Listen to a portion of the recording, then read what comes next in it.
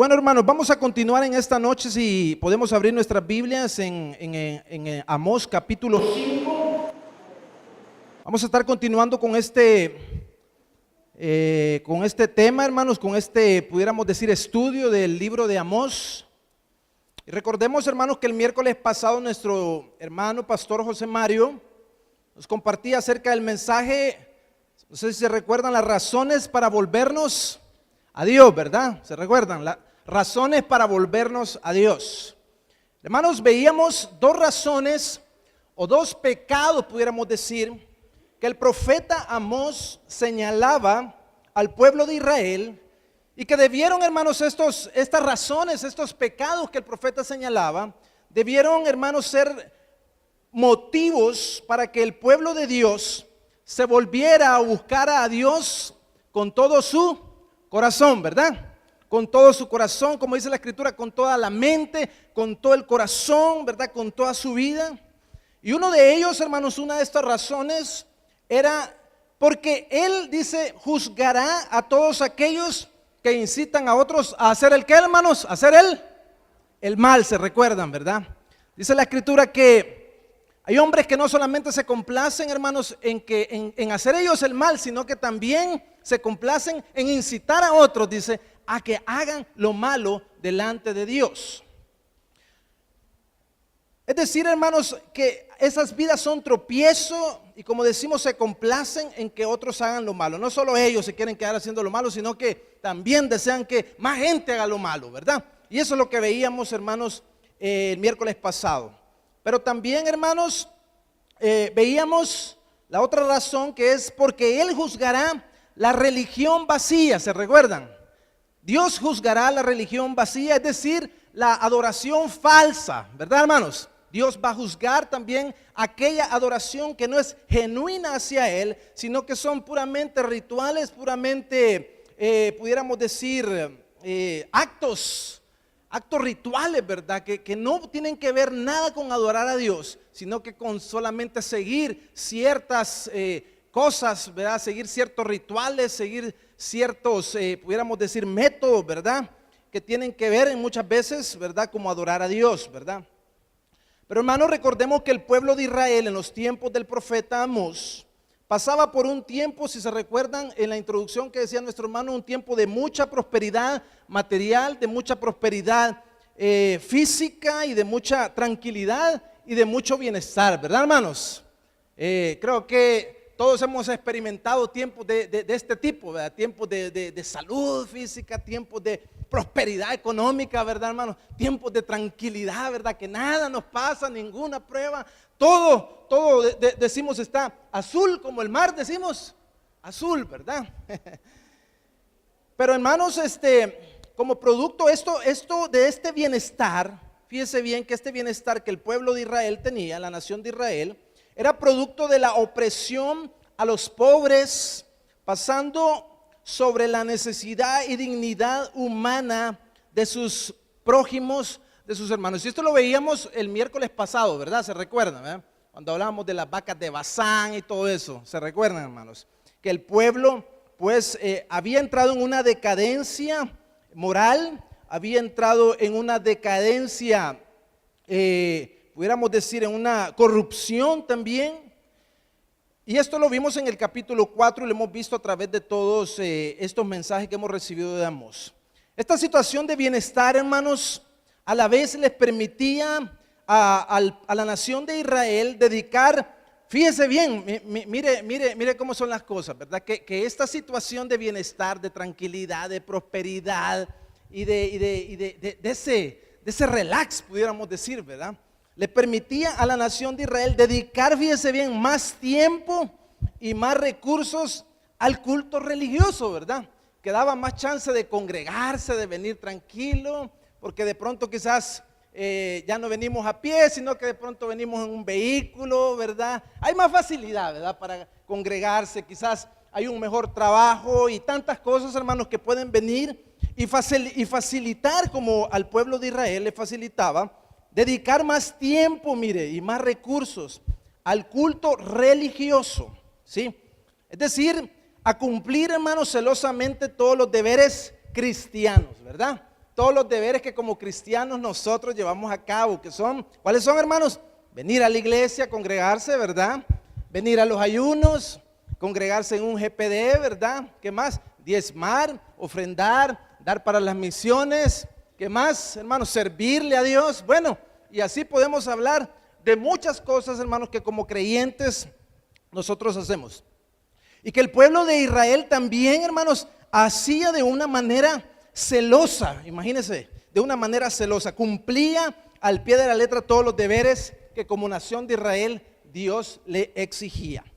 Ahora bien, hermanos, el profeta Amós es llamado por Dios. Todos los profetas de la Escritura, del Antiguo Testamento, y aún nosotros, hermanos, hemos sido llamados por Dios. ¿Para qué dice la Escritura? Para anunciar, dice, las virtudes de aquel que nos llamó de tinieblas a su luz admirable. Pero también nosotros hemos sido llamados, y todo profeta, y Amós, hermano, fue llamado a condenar todo el sistema de religiosidad o falsa adoración, como veíamos también en el capítulo 4, ¿verdad? Porque todas estas prácticas, hermanos, o rituales habían llegado a ser un fin en sí mismo. O sea, llegaron a ser tan vacías que eran solamente prácticas. Solamente prácticas, venir, ir, dar, etcétera, etcétera. ¿Sí? Habían venido a ser, como decimos, puramente prácticas rituales. Y habían llegado a ser un fin en sí mismas. O sea, ese era todo lo que, el propósito, por decir, de la vida del pueblo de Israel. Y que pueden venir a ser también todo el propósito de la vida de un creyente, de un cristiano hoy en día. Hermanos, pero ellos se habían olvidado de los principios morales y de los principios de justicia social y de rectitud que Dios demanda en su palabra. Hoy en día, hermanos, también los cristianos no estamos tan lejos del Israel de aquel entonces, del Israel del que Amós promulgó, del que Amós habló, ¿verdad? De ese Israel religioso de los tiempos de Amós. Hoy en día, hermanos, como cristianos tenemos celebraciones litúrgicas, tenemos todo lo que hablamos, ¿verdad? Tenemos retiros, tenemos campamentos, tenemos incursiones, bueno, tantas cosas que tenemos hoy en día como cristianos que han venido a ser, hermanos, muchas veces, en muchos cristianos ha venido a ser un fin en sí mismas, ¿sí? El objetivo total de sus vidas como creyentes. Y hemos olvidado, hermanos, que la verdadera búsqueda de Dios debe basarse no solo en una religiosidad ritual, no solo en cumplir ciertas normas, no solo en cumplir ciertos mandamientos, no solo en cumplir aquellas cosas que demanda la vida cristiana, ¿sí? Sino que en actos de justicia social. Dios desea, hermanos, que le busquemos no solo de una manera religiosa, sino que también, hermanos, le busquemos practicando los principios del reino, amén. Los principios de justicia social y moral que en la vida de la nación de Israel habían caído y estaban ¿por dónde? Por el suelo. ¿Se recuerdan que ellos oprimían a los pobres? ¿Sí? Eran injustos, ganaban los juicios a través de influencias, tantas cosas, hermanos, que había una corrupción grande en aquellos entonces. Muy parecido a los días que estamos viviendo, ¿verdad? Ahora bien, hermanos, el tema de esta noche es ¿cómo busco a Dios? ¿Cómo usted busca a Dios? ¿Cómo yo busco a Dios? La invitación en el mensaje anterior era razones para qué, hermanos, para volvernos a Dios. Pero ahora, teniendo razones de peso concretas por las cuales usted y yo deberíamos, y toda persona y todo creyente debería de volverse de corazón a Dios. La pregunta es ¿cómo lo hacemos? ¿Cómo buscamos a Dios? ¿Cómo usted, como yo, como todo creyente busca a Dios? La primera, hermanos, forma que la Escritura nos dice, y vamos a centrarnos, estamos viendo el capítulo 5, pero nos vamos a centrar en los versos claves, hermanos, que son del capítulo 4, del versículo 4, al versículo 8. Lo vamos a leer, hermanos. Pero así dice Jehová a la casa de Israel: buscadme, ¿y qué dice? Y viviréis. Y no busquéis a Betel, ni entréis en Gilgal, ni paséis a Berseba, porque Gilgal será llevada en cautiverio y Betel será el ¿qué? Desechada. Buscad a Jehová y vivid, no sea que acometa como fuego a la casa de José y la consuma sin haber en Betel quien lo apague. Los que convertís en ajenjo el juicio y la justicia la echáis por la tierra, buscad al que hace las Pleiades y el Orión, y vuelve las tinieblas en mañana, y hace oscurecer el día como la noche, el que llama a las aguas del mar y las derrama sobre la faz de la tierra. Jehová es su nombre, dice la Escritura. Hermanos, lo primero en cómo buscamos a Dios tiene que ver que debe de ser con una urgencia. Con una urgencia. Dios le dice aquí al pueblo, a través del profeta, le dice, buscadme, dice, y viviréis. Hermanos, ¿por qué Dios nos ordena que le busquemos con urgencia? Y es porque, hermanos, Dios imperativamente, aquí vemos que este es un mandamiento imperativo, ¿verdad que sí? Buscadme, es un mandamiento imperativo. Buscadme y viviréis. Buscadme, casa de Israel, y viviréis. Hermanos, Dios le ordena a la nación de Israel que le busque. Le está ordenando, así dice el Señor. Amén. Así dice el Señor, buscadme y viviréis. Ahora, hermanos, Israel estaba activo en todos sus actos religiosos, ¿verdad que sí, hermanos? Era un tiempo en que el pueblo de Israel era cuando estaba más activo en todo lo religioso. Como hablábamos al principio, tenían prosperidad, tenían economía, tenían salud, tenían tiempo, tenían todo. Ellos no fallaban a la iglesia, ellos no fallaban a la congregación, ellos no fallaban en sus diezmos, ellos no fallaban en sus ofrendas, ellos no fallaban en sus sacrificios, ellos no fallaban en nada. Eran tan celosos, hermanos, que cumplían todo a cabalidad. Ahora la pregunta es, ¿por qué Dios les dice entonces buscadme? ¿Por qué Dios les dice buscadme? Si ellos estaban haciendo todo lo que un cristiano, lo que la nación o el pueblo de Israel o cada hombre de Israel tenía que hacer. La verdad, hermanos, que Dios les dice buscadme y viviréis, es porque Dios sabía que ellos no le estaban buscando realmente. Es porque Dios sabía que ellos hacían muchas cosas, que ellos cumplían muchas cosas, pero en el fondo de su corazón ellos no lo estaban buscando verdaderamente.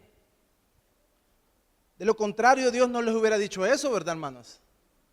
De lo contrario, Dios hubiera estado agradado, feliz, contento de que lo estaban buscando. Pero el pueblo de Israel realmente su corazón estaba alejado de Dios. Y Dios, a través de todos sus juicios que había traído, como lo hemos venido viendo, ellos tenían suficientes razones para volverse a Dios. Pero el pueblo no quería volverse a Dios de corazón. El objeto, hermanos, o más bien Dios lo que les estaba diciendo era que el objeto de su búsqueda debería de ser el mismo.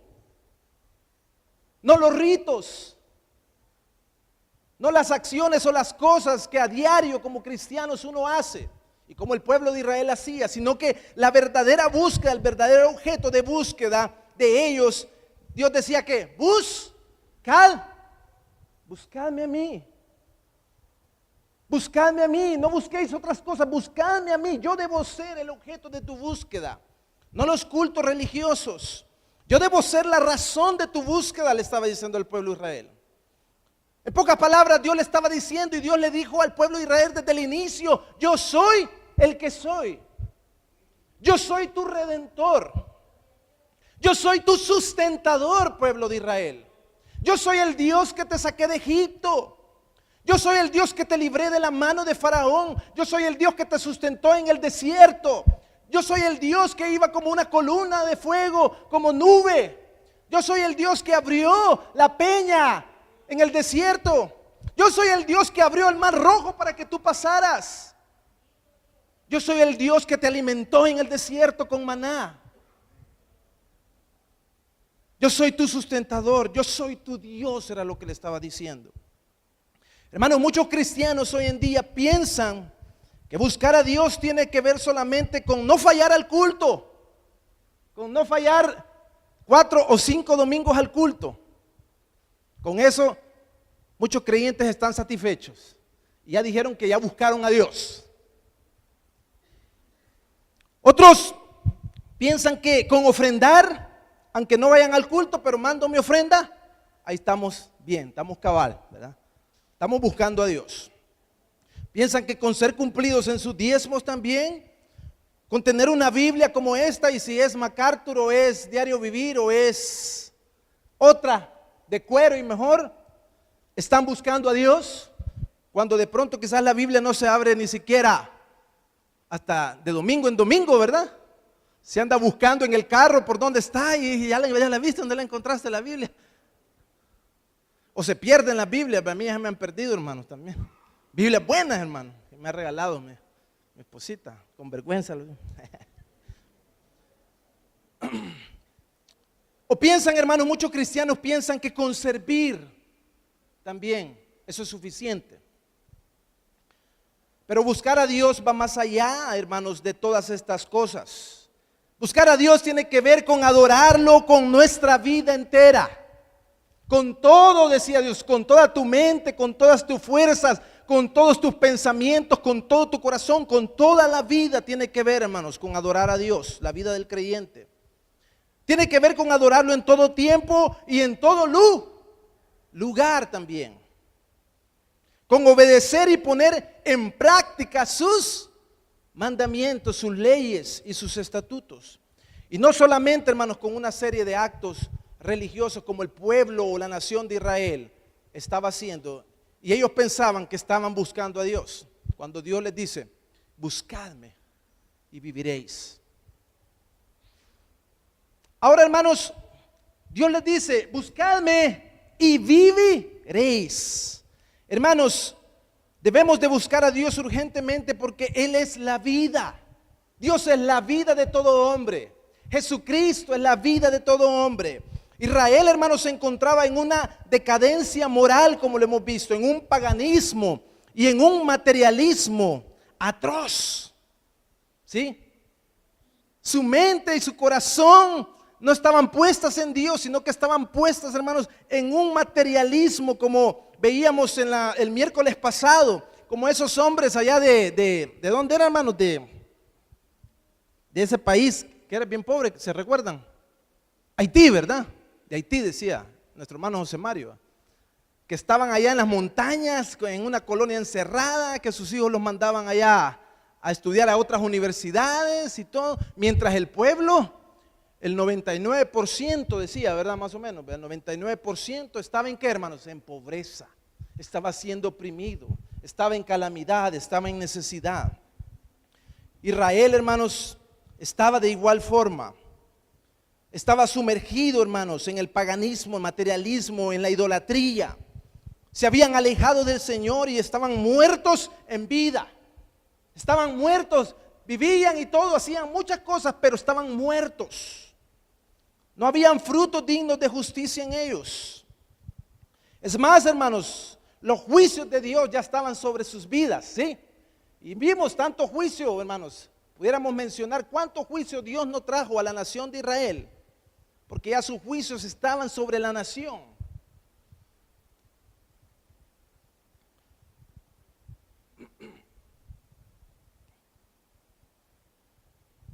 Dios les hace un llamado al arrepentimiento, porque Dios es misericordioso, ¿verdad, hermanos? Dios es clemente y misericordioso, dice la Escritura. Lento para la ira y grande en misericordia. Ese es nuestro Dios. Un Dios que nos ama. Un Dios que nos espera. Un Dios que no nos destruye por su bondad, por su misericordia. Dios le hace un llamado a Israel al arrepentimiento y les dice: yo soy el único que puede darte vida. Porque le dice: buscadme y viviréis. Yo soy el único, Israel, que puedo darte vida. Él promete a su pueblo que si lo busca de corazón les daría vida espiritual, vida abundante, vida llena de significado, hermanos. Una vida con una correcta relación con Él, con una verdadera relación con Dios. Como le dijo el Señor a aquella mujer: si tú conocieres quién te está dando de esta agua, nunca más tú tendrías sed. Porque Dios es el que sacia la sed. Dios es el que, hermanos, satisface el corazón del hombre. Dios es el que le da alegría total al hombre.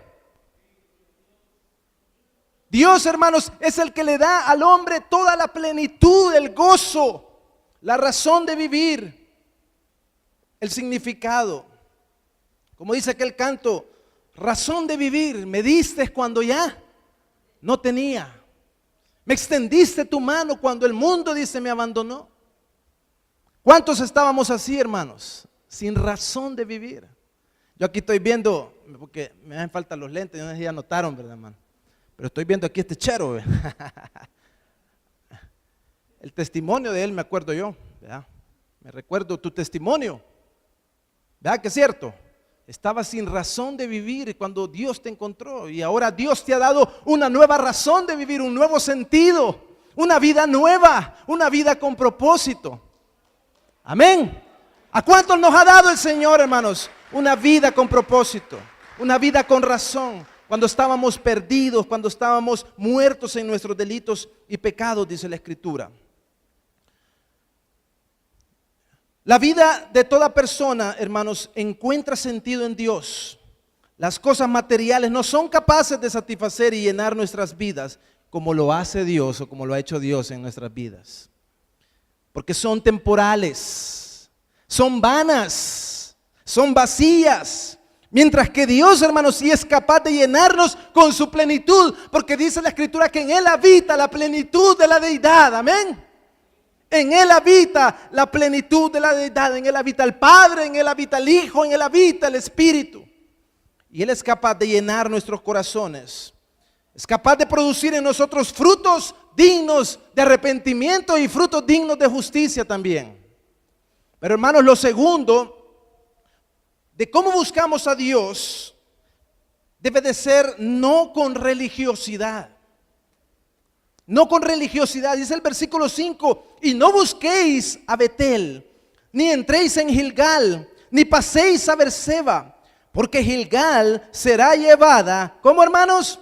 En cautiverio, y Betel será ¿el qué? Será desechada. Hermanos, Israel se encontraba, nuevamente Dios le ordena a Israel y le dice: no me busquéis en los santuarios, no me busquéis en los templos. Recuerde, hermanos, que Gilgal, recuerde que Betel, recuerde que Berseba eran lugares de adoración, pero que se habían convertido en lugares de adoración, ¿cómo, hermanos? Falsa, ¿verdad que sí? En lugares de adoración falsa. Pero nuevamente Dios le ordena a Israel que no le busque, que lo busque, pero que no lo busque en los santuarios donde siempre le habían estado buscando, que eran estos que menciona la Escritura. Lugares donde Israel acostumbraba a adorar a Dios, donde se celebraban los falsos cultos religiosos. ¿Y cuál era la razón, hermanos, por la que les dice que no lo hagan en estos lugares? Era porque estaban en desgracia y porque estos lugares iban a ser ¿qué? Cautivos. Porque estos lugares iban a desaparecer. Razón por la que estos lugares, hermanos, ya no les servirían al pueblo de Israel para buscar la presencia de su Dios, Jehová. Ya no les servirían para buscar su consejo, para buscar sus caminos. Por eso Dios les dice: buscadme, pero no vayáis a Betel, no vayáis o no entréis a Gilgal, y no paséis a Berseba, porque Gilgal será llevada en cautiverio y Betel será desechada. Israel, hermanos, pensaba que solo había un lugar o había ciertos lugares donde podían buscar a Dios y adorarlo. Ellos tenían en mente que cuando era de adorar a Dios, tenía que ser en Betel, tenía que ser en Gilgal, o tenía que ser en ¿dónde, hermano? En Berseba. No había otro lugar donde adorar a Dios, pensaba Israel.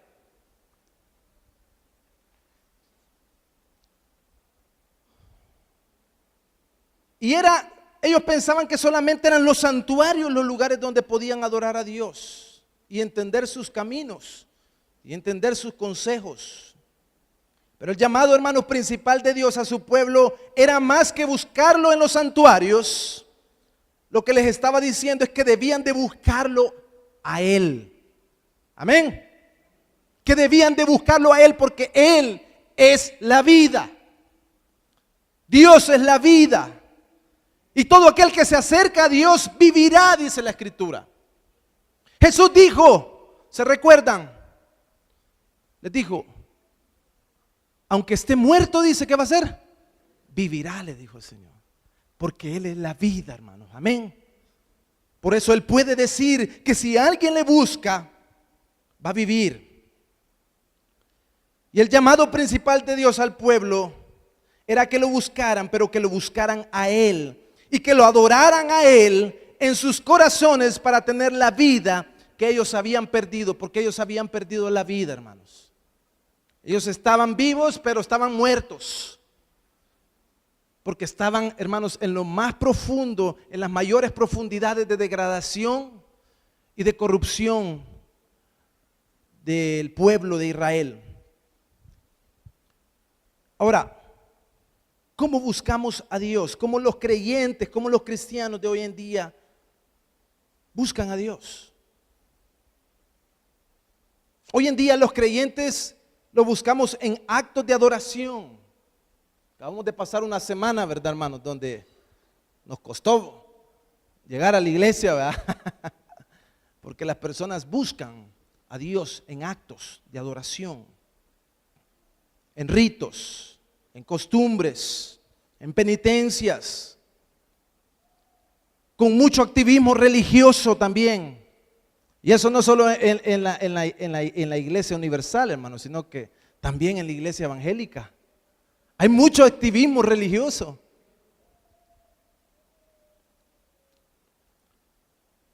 Lo buscamos con cumplir, con ir al culto, como decíamos al inicio. Con ser puntuales, no fallar, ¿verdad? Vamos a ver este 5 de mayo, a ver, en el culto 1, ¿verdad? En el culto único, ¿sí? O lo buscamos, hermanos, pensamos que lo estamos buscando y que estamos bien con Dios porque servimos en un ministerio 2, 3 veces en la semana. Por supuesto, hermanos, que estas cosas no son malas, no son malas. Yo no estoy diciendo que no son malas, al contrario. Qué bueno por los que le sirven al Señor, qué bueno por los que no fallan en venir a congregarse, porque la Escritura así lo dice, ¿verdad? No como algunos que tienen por costumbre, dice, no congregarse. No, hermanos, es que estas cosas no son malas. Yo no he dicho que son malas. Al contrario, son buenas. Son buenas. Pero cuando éstas llegan a ser un fin en sí mismas y sustituyen las demandas de Dios acerca de la justicia social y la moralidad que como hijos de Dios debemos de practicar, entonces vienen a ser simples actos religiosos. Ahí sí está mal. Ahí sí estamos mal, como decimos, vean. El llamado de Dios a su pueblo, hermanos, es a no hacer de los santuarios, de las iglesias, de estos templos, de este local, hermanos. Este es solo un local. Hoy podemos estar aquí, mañana podemos estar en otro local. ¿Sí? Hoy podemos tener estas sillas, mañana estar en el suelo. Hoy puede estar este púlpito, mañana no. El llamado, hermanos, de Dios a su pueblo es a no hacer santuarios, a no hacer de las iglesias, templos, locales, un centro de adoración. Voy a la iglesia a adorar a Dios, pero cuando salgo de la iglesia ya no lo voy a adorar porque no estoy en la iglesia. Porque muchas veces como cristianos pensamos que a Dios solamente lo adoramos aquí, pero no cuando estamos en nuestras casas. no cuando estamos en nuestros trabajos, no cuando andamos en la calle, no cuando estamos haciendo negocios, no cuando estamos en la universidad. El llamado de Dios es a adorar a aquel a quien la Escritura dice que no habita en templos hechos de manos de hombres. Amén, hermanos. Sino que, hermanos, el trono dice, su trono es el cielo, la tierra que es, hermanos, su estrado. Ese es el Dios a quien usted y yo adoramos. Un Dios que no habita en templos hechos de manos de hombres. El llamado es a quién debemos adorar y cómo debemos adorarle, como dice Romanos 12:1, que presentemos nuestros cuerpos en sacrificio vivo, santo y agradable a Dios, que es nuestro culto, dice, racional. Hermanos, hay un peligro con la religiosidad, y mire lo que dice el versículo 6, dice, buscad a Jehová y vivid. Mire, y aquí viene el peligro, no sea, dice, que acometa, dice, o que acometa, como quien dice ¿qué otra palabra podemos usar, hermano? Que arremeta, ¿verdad? Algo así, ¿verdad? No sea que arremeta, no sea que arremeta como fuego a la casa de José, como fuego, hermanos, porque Dios es fuego consume. Dios es fuego consumidor, dice la Escritura también. Dios sí es misericordioso, Dios sí es amoroso, Dios sí es bondadoso, Dios sí es paciente. Pero Él también arremete, pero Él acomete también, porque Él es fuego consumidor. Sin haber en Betel, dice, ¿quién lo apague? Porque cuando Dios, hermanos, acomete, porque cuando Dios arremete, no hay quien lo detenga, hermano. No hay quien lo pare, porque Él es el Dios de los cielos. No hay quien lo detenga. Solo su misericordia, ¿verdad? Solo su misericordia. Y ese es el peligro, hermanos. El peligro es que Dios está dispuesto a destruir a todo aquel o a toda aquella que tenga una religión vacía. Es decir, a juzgar la religión vacía, como vimos en el capítulo 4, ¿verdad? Pero también muestra su gracia, hermanos. Esa es la bondad de Dios, en que aún siendo pecadores, Cristo murió por nosotros. En que Dios también es bondadoso y no nos ha pagado conforme a nuestras obras. Y nos da la oportunidad de arrepentirnos. Nos dice, buscadme y viviréis. Si lo buscamos y nos volvemos a Él de todo nuestro corazón, Él va a tener misericordia a nosotros, de su pueblo. Y eso es lo que el Señor le estaba diciendo a Israel. Yo voy a tener misericordia de ti. Yo voy a quitar de ti los juicios. Yo te amo, Israel. Yo te amo, pueblo mío. Pero tú necesitas buscarme a mí. Tú piensas que me estás buscando, pero no me estás buscando de corazón. Tú tienes que buscarme a mí y vas a vivir. Pero la tercera, pudiéramos decir, hermanos, manera en cómo se busca a Dios, es como nos dice el versículo 7 y el versículo 8, dice, los que convertís en ajenjo el juicio y la justicia la echáis por tierra, buscad al que hace las Pleiades y el Orión, y vuelve las tinieblas en mañana, y hace oscurecer el día como noche. El que llama las aguas del mar y las derrama sobre la faz de la tierra, Jehová es su nombre. Hermanos, podemos ver claramente en el versículo 7, hermanos, que la justicia de Israel, que la justicia que Israel hacía con sus hermanos estaba por el suelo, ya lo hemos visto. La justicia, hermanos, que debe de ser dulce para todo hombre y agradable ante los ojos del Señor, la habían convertido en injusticia amarga como el ajenjo o como el jengibre, quizás, ¿verdad? ¿Qué otro? Algo amargo, ¿verdad, hermano? Como la hiel, ¿verdad? Como la hiel, ¿verdad? Amargo. Que cuando se lleva a los labios es una cosa amarga, horrible. Pues Israel había convertido la justicia en injusticia. Y esto había venido a ser amargo, le dice el Señor, como el ajenjo. Los que convertís el ajenjo en ajenjo el juicio, o sea, la justicia, y la echáis por la tierra, como quien dice, no importa la justicia, no vale la justicia, vamos a hacer lo que nosotros queramos, no importa sobre quién o sobre qué vamos a pasar, pero vamos a tener lo que queremos, porque queremos estar satisfechos, porque queremos estar tranquilos, porque queremos estar bien, y no me importa si aquel está mal, pero con que yo esté bien, suficiente. Habían convertido el sistema jurídico, hermanos, de justicia, que debía de sanar como hierba medicinal, haciendo justicia a todos los que necesitan, en algo duro y amargo, que envenenaba y contaminaba la nación. Hermanos, como nación nosotros hemos vivido una injusticia amarga, ¿verdad que sí, hermano?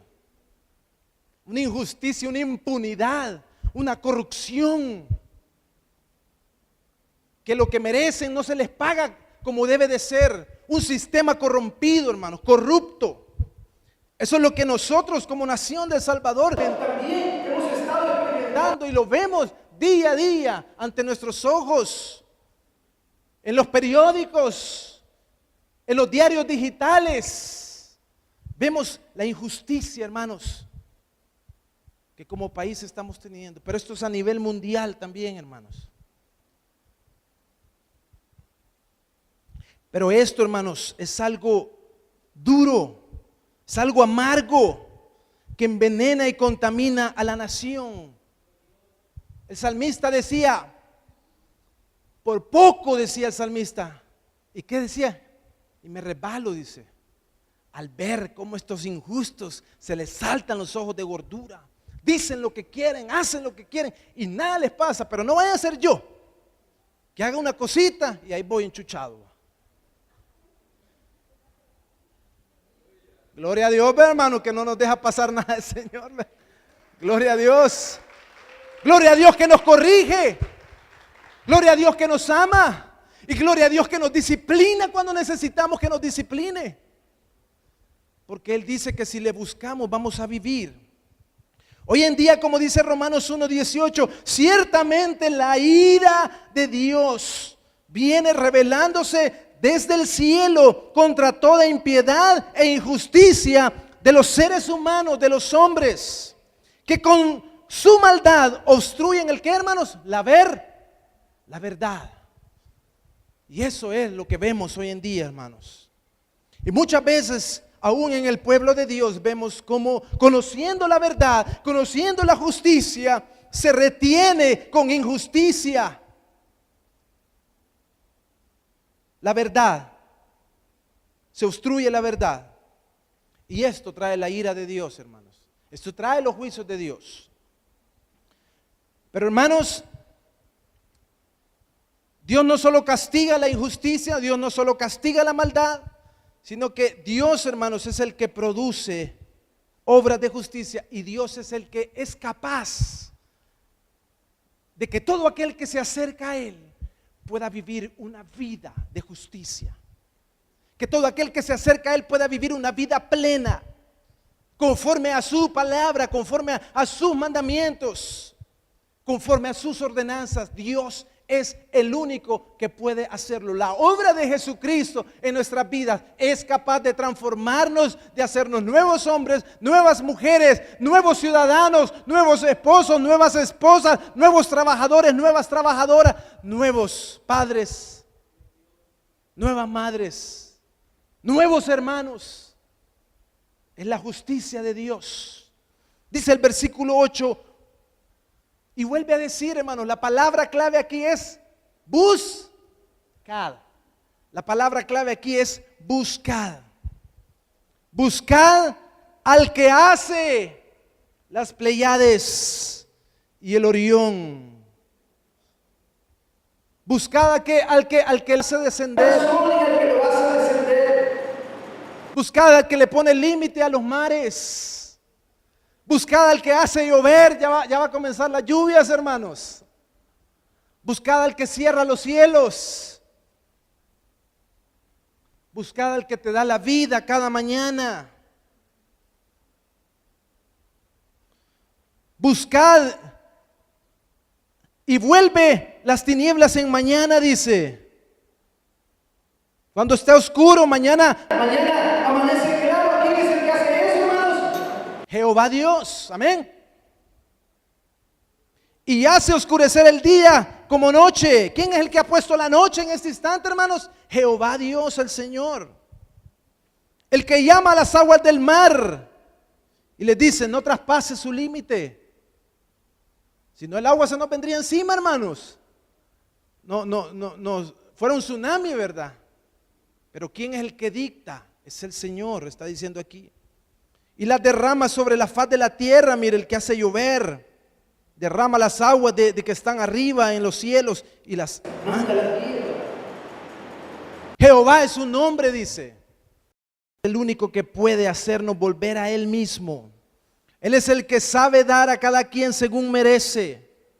Por eso Él dice, hermanos, buscadme, porque yo, Jehová, sí soy justo y yo sí soy recto. Amén, hermanos.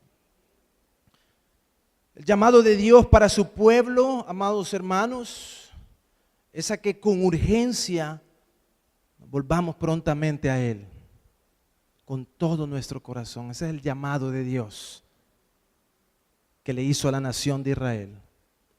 Pero este también es el llamado que Dios nos hace a cada uno de nosotros y a todo su pueblo, en todo lugar y en toda nación. A que nos volvamos a Él con urgencia, con rapidez.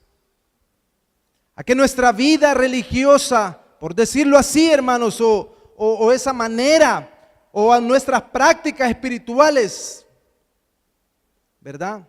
No se vuelvan un acto en sí mismas, a que venir a la iglesia, a que asistir a un grupo de discipulado, a que servirle al Señor con los niños, servirle al Señor en el parqueo, en la puerta, servirle al Señor en algún ministerio, a que ofrendar, a que diezmar, hermanos, a que leer el plan de la Escritura. Y que todo lo que hacemos, hermanos, que es parte de la liturgia de la iglesia y de los deberes como cristianos, no se vuelvan un acto en sí mismas. Que no creamos que por eso nosotros estamos buscando a Dios. Y que ahí estamos bien, estamos satisfechos. Ni que se vuelvan ritualismos secos, hermanos, que un día nos puedan llegar a aburrir, nos puedan hasta hastiar también, ¿sí? Que no vengan a ser como címbalos que retiñen, como dice 1 Corintios 13:1, que si no hay amor, dice, se viene a ser como un címbalo que solo hace bulla, que solo retiñe y tira un sonido desagradable, ¿sí? Sino por el contrario, dice, que sean como dice Santiago 1:27, que la religión pura y sin mácula delante de nuestro Dios y Padre es esta, dice. ¿Cuál es, hermanos? Visitar a los huérfanos, dice, a los desvalidos, a los pobres, a los desprotegidos. Y a las viudas en sus aflicciones, dice, aquellos que están afligidos, aquellos que están angustiados, aquellos que están en aflicciones, en batallas, en luchas, en pruebas. Y a guardarse sin mancha de este mundo, dice. La religión verdadera es que nos guardemos para el Señor, que permanezcamos santos como Él es santo. A que vivamos según su palabra, según sus mandamientos. Pero esto, hermanos, solo se logra buscándolo a Él. Nosotros por nuestras propias fuerzas no lo vamos a poder lograr. Ni aunque vengamos, hermanos, todos los días a la iglesia. Ni aunque leamos la Biblia de principio a fin. Ni aunque demos la ofrenda más grande. No lo vamos a lograr. Solamente lo vamos a buscar, lo vamos a lograr buscando de todo corazón a nuestro Dios, buscándolo con todas nuestras fuerzas. y suplicando su gracia y su misericordia, porque Él es el Dios único que puede cambiar las cosas y puede cambiar nuestras vidas. Hay promesa, hermanos, de Dios, que si le buscamos genuinamente y nos convertimos de nuestros malos caminos, Él no nos va a destruir, hermanos. Él no nos va a destruir, sino que nos va a transformar y nos va a purificar y nos va a cambiar y nos va a transformar de manera que seamos como la luz de la aurora que va en aumento hasta que el día es perfecto. Y que cuando Él venga, hermanos, Él nos va a llevar, nos va a levantar y nos va a llevar con Él para reinar juntamente con Él. Amén, hermanos. ¿Qué tal si le damos un aplauso al Señor en esta noche?